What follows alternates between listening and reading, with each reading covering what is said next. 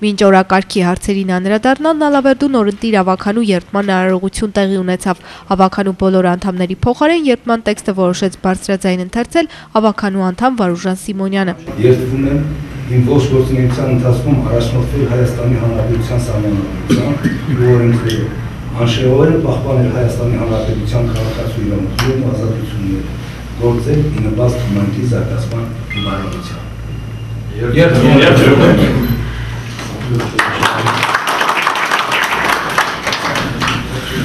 Ավականու նորընտիր կազմին շնորհավորեց նաև քաղաքապետ Արտավազդ Վարոսյանը։ Ես շնորհավորում եմ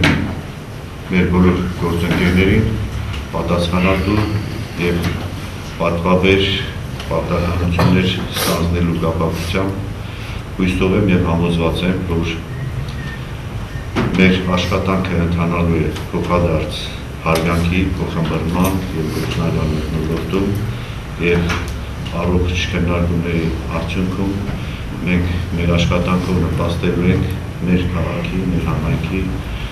խնդիրների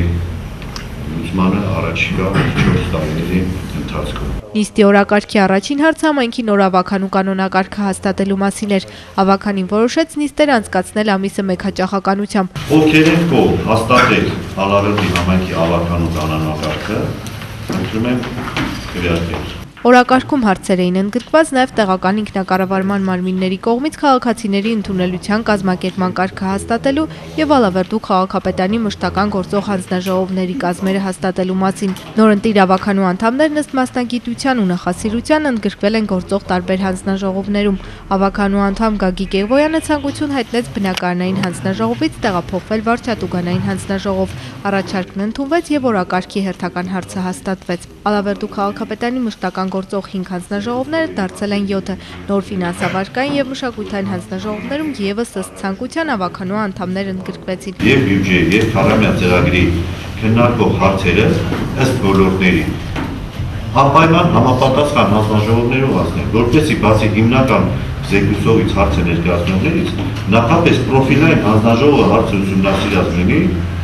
եւ իր կարծիքը, առարկությունը, առաջարկությունները ներկայացնի ընդհանուր քննարկման։ Չենք հավակնում ազգային ժողովի կարգավիճակ եւ չենք գալու, բայց աշխատանքի ոճը պետք է փորձենք նմանացնել